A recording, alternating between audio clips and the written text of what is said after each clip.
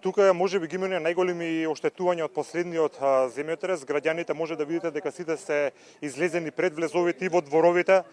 Страфиме да се вратат дома. Ние пред малку имавме можност да влеземе во становите да го видиме оштетувањата. Сега ќе пробаме да ви ја доловиме сликата.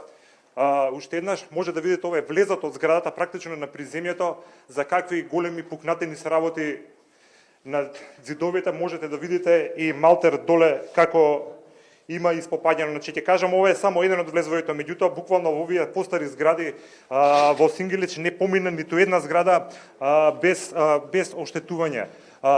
Жителите се видно вознемирени. Најголем проблем тоа што ми го кажа е дека не знаат како ќе ја поминат ноќта. Претпоставам дека тоа ќе биде под отворено небо.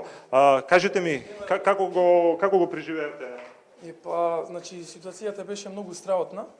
Само што дојдов од работа, значи имаше голем потрес, значи земјотрес, кој се валето го седи во 7 часот и сега во 17 часот. Значи паѓа ѕидови, се рушеше влезот, беше толку страотно, сите бега.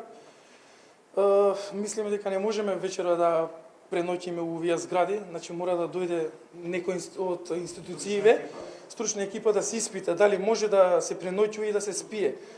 Апелираме до државата, до институциите, дали може да пушта и војската некои шатори. Сакаме да преноќиме надвор, затоа што сите се бурно вознемирени и е многу опасна ситуација да преноќиме тука. Така, ви кажавте дека имало и стари лица кои не можеле сами да се свимнат.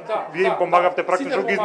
Сите помагавме кој можеше, колку можевме, помагавме да изнесеме од постариве луѓе, инвалиди.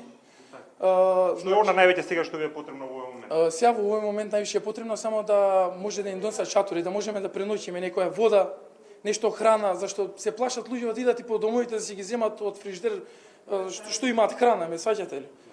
Ако може стручна екипа да дојде да испита сеизмолошки дали е зградава сигурна за живење, дека е целата истресена. Може сега на некој помал потрес и да падне. Затоа се плашиме да живееме, да влеземе во неа. Може да снимите и влезете во да видите. Значи ги слушаме сведоч, извини? Да, значи само сакав да кажам дека постариве луѓе што живеат во овие згради кажуваат дека после 63-та година кога бил јакиот земјотрес дека ова било многу слично, многу блиско да падне. Значи видливи се штетите по становите, по влезовите. Значи не веруваме дека можеме да преноќиме вечера овие влезови, згради, станови, како да кажам, не знам. Да. Значи ги слушнавме дел од сведочењата на жителите на Скопски Сингелич, чии згради највеќе настрада од последниот потрес. Можете да видите, они се плашат да преноќат во своите станови, што е разбирливо. Апелираат доколку може да им се донесат шатори за да можат барем една ноќ мирно да ја поминат.